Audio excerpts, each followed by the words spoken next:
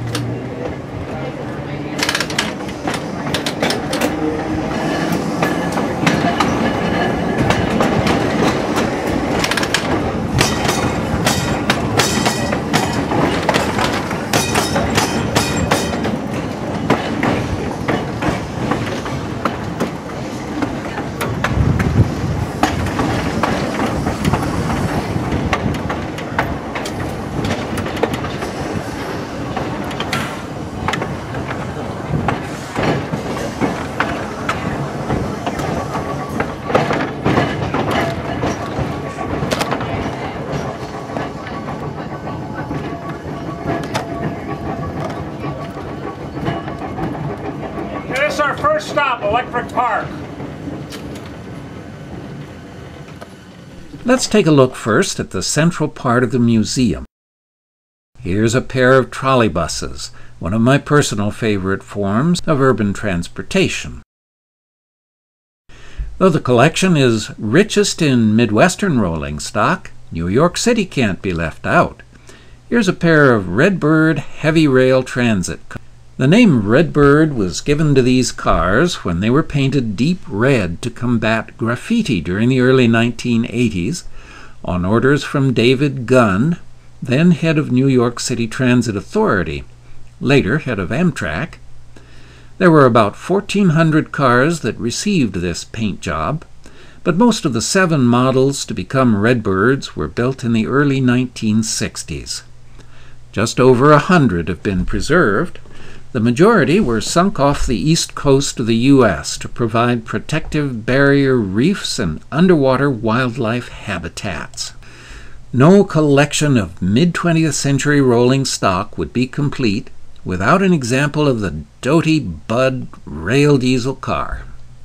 Sleeping cars are usually considered first-class accommodations, but this World War II Army sleeper was more like a rolling barracks. It's the museum's bookshop now.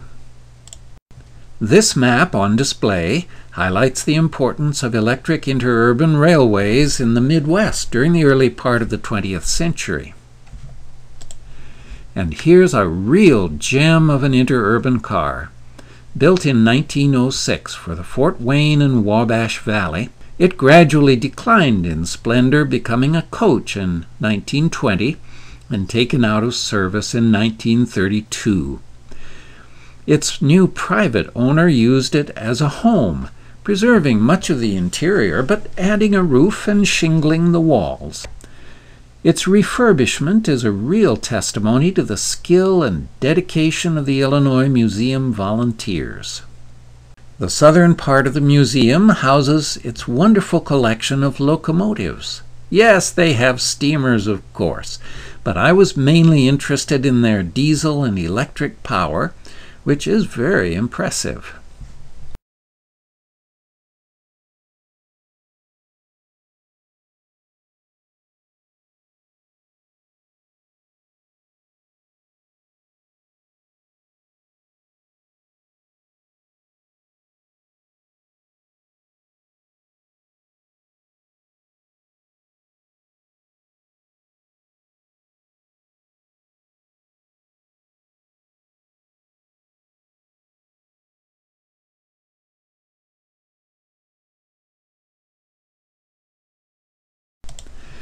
This whale-like monster has a special place in my heart. It was a Pensy GG1 that pulled the very first train I ever rode in when I was 5 years old between Washington, D.C. and Trenton, New Jersey. They were designed to move. In passenger service, these locomotives were geared for 100 miles per hour, freight locomotives only 90. This little Joe ran in passenger service on the South Shore Line. It shared many features of the GG1s. It was rated at 5,100 horsepower, about 500 more than the GG1s, but was geared for a top speed of only 68 miles per hour.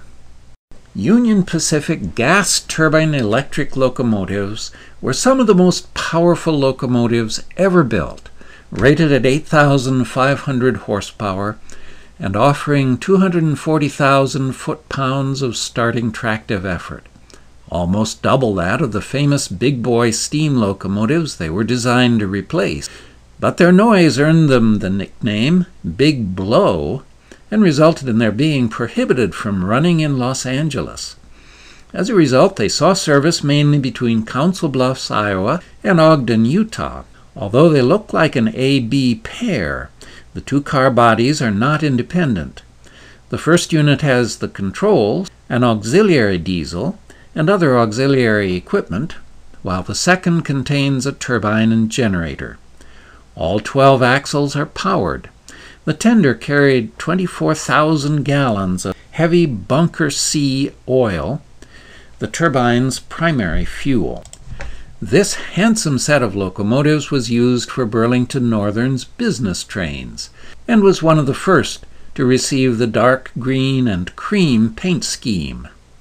BN1 was inherited from Northern Pacific, but the B and A units behind, numbered BN2 and BN3, started life on the Great Northern.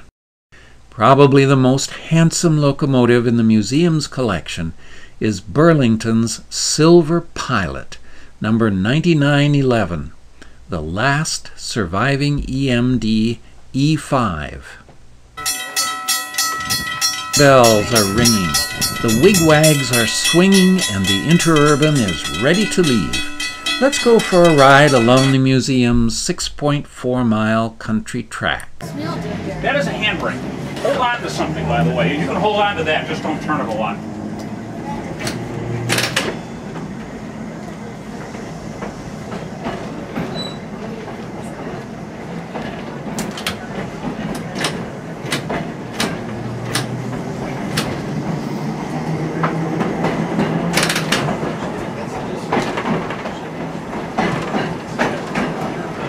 That train right ahead of us is the Nebraska Zephyr. It's usually on display. We're doing a lot of work on it because it's going to the Rock Island Railroad days. Oh, cool.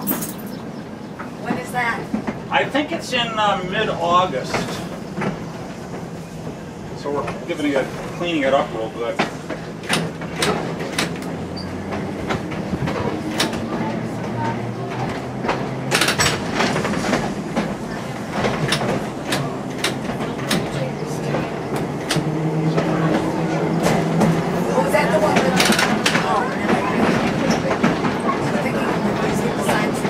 It's very similar. You know the one where they have the little show? Yeah, that was the Pioneer Zephyr, same railroad. The Pioneer Zephyr was the prototype. Oh, okay. And the problem with the Pioneer Zephyr is that it's an articulated train, which in other words is an integral train. You can't uncouple the cars unless you take them into a shop. Oh, okay. And the engine was part of the train, so if the engine broke down, they lost the whole train. Oh, That's the next version. And the train was articulated, but the engine could be uncoupled.